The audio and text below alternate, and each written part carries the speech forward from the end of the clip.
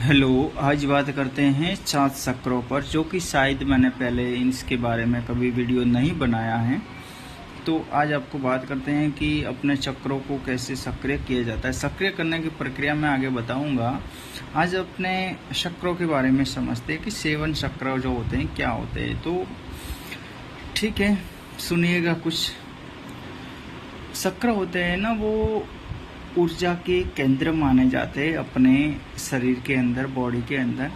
जो कि शारीरिक, आध्यात्मिक, भावनात्मक तरीके से ये अपने अपने उद्देश्य को निभाते हैं। ठीक है, जो कि रीढ़ की हड्डी होती है इंसान के, वहाँ से लगा के पूरे शीर्ष तक इन 7 चक्रों का एक श्रृंखला होती है,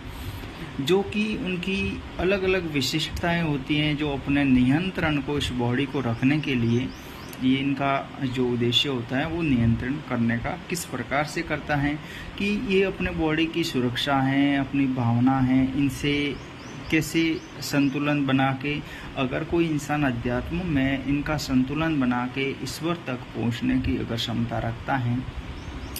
माना जाता है कि वो किसी शक्ति को अगर पसंद करना चाहता है या कोई मंत्र जप करता है, तब भी वो ऐसे एकदम बिल्कुल रीढ़ की हड्डी को सीधा करके बैठ के, अपने संतुलन से बैठ के करता है, तो वो अपने उद्देश्य में ज़रूर सफल हो जाता है। ठीक है, इसका क्या होता है कि कभी कभी अगर इनका संतुलन बिगड़ भी जाता है, तो ये शरीर के साथ में कुछ गलत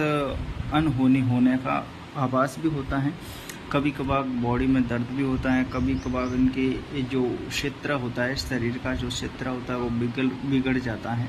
और ज़्यादा कुछ कष्टदायी होने पर इंसान पागल या किसी प्रकार से कुछ अंग की हानि भी होती है, यानी कोई अंग काम करना बंद भी कर देता है। तो इस प्रकार से इनका संतुलन बनाने के लिए ये होता है।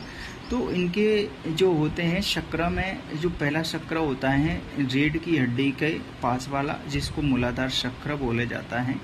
ये जो होता है कि बॉडी की सुरक्षा है, जो ज़मीन से जुड़ी हुई होती है, नीचे से अपना जो रीढ़ की हड्डी, तो वहाँ से ऊपर तक के पूरे बैलेंस को, यानी एक पिलर होता है,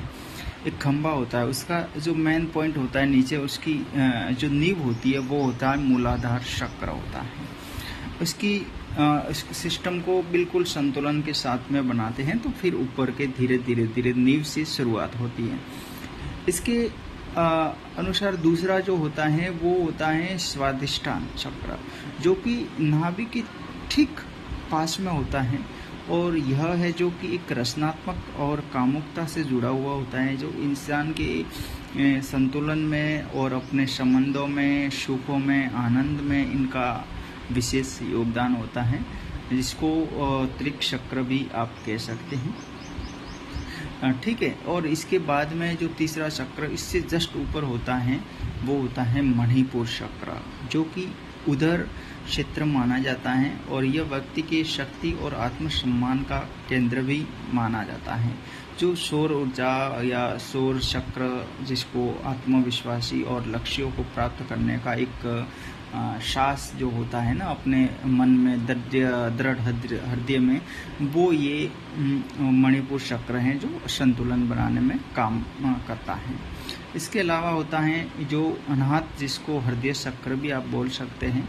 चौथा चक्र होता है, जो छाती के बिल्कुल ही मध्य में होता है, और ये जो होता है करुणा, प्रेम, दया, क्षमा, ऐसी शक्तियों का, ऐसी जो बॉडी की शक्तियाँ होती है, भावनात्मक शक्तियाँ होती है, इनसे जुड़ा हुआ होता है।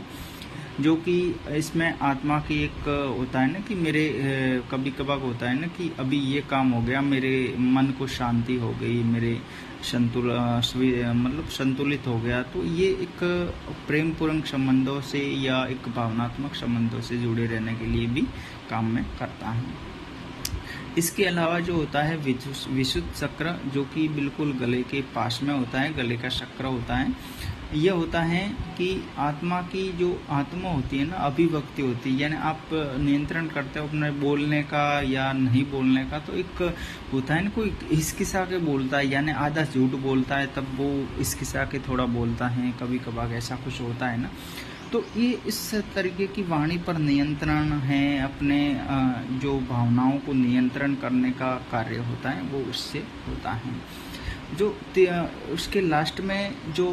छठा होता है वो होता है आज्ञा चक्र, जिसको आप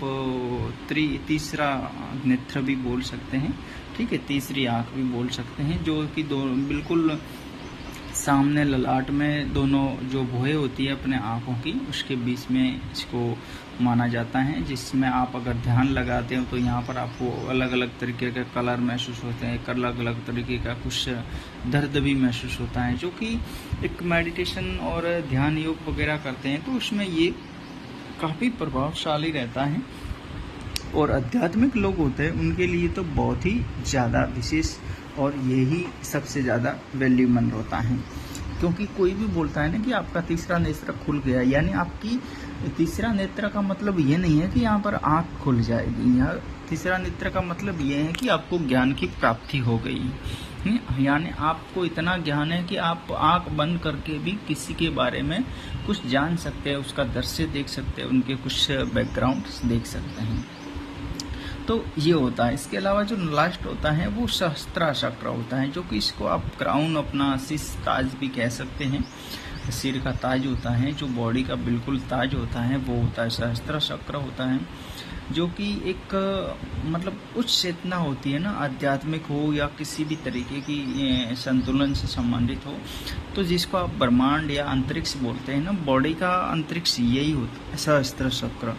जिससे अगर आप मूलाधार चक्र होता है ना, मूलाधार चक्र का सीधा पॉइंट टू पॉइंट अगर आप ध्यान में बैठते हैं, अगर आप ज़्यादा ध्यान योगी है तो ध्यान रखना, जब आप ध्यान में योग में या मेडिटेशन करते हैं तो मूलाधार सा सीधा सा दर्द होता है वो उधर उसका सीधा तरंग सहस्त्र चक्र तक जाता है। कभी कभार देखना, ध्यान रखना आप, तब इसमें महसूस होता है, बहुत कुछ महसूस होता है। या आप लंबे समय से, महीने भर से भी अगर ध्यान कर रहे हैं तो आपको यहाँ से ये जो पूरा शरीर का बैलेंस है ना वो यहाँ से महसूस होता है, ऊपर से अपने सर का जो ललाट होती है ऊपर का होता है, टॉप होता है शिखर, वहाँ से महसूस होता है, यानी उसके नीचे सब कुछ महसूस होना शुरू हो जाता है। तो ये इसका कुछ सिस्टम होता है कि 7 चक्रों के बारे में उनके बारे में कुछ मंत्र भी कोई काम में लेते हैं, कोई प्रक्रियाएं भी लेती है, लेकिन मेरा मानना है कि आप कोई भी मंत्र इनको सिद्ध करने में काम लो या मत लो, लेकिन अगर आप मेडिटेशन करते हो ना तो एक पॉइंट का ध्यान रखो कि आप रीढ़ की हड्डी को हमेशा सीधा करके बैठो, और जब भी मेडिटेशन करते हो, श्वास लेते हो तो उसको धीरे धीरे धीरे, श्वास क्या होता है, पहले तो अपने जो होता है आंखों से थोड़ा महसूस होता है, फिर उसको श्वास पर ध्यान देना शुरू करोगे तो धीरे धीरे धीरे धीरे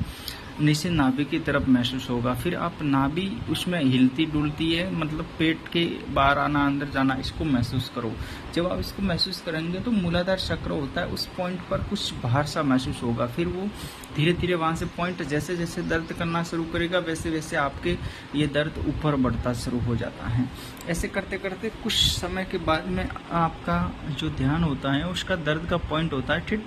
ऊपर का, जो मूलाधार चक्र से सहस्त्र चक्र होता है वहाँ तक होता है पूरा पॉइंट।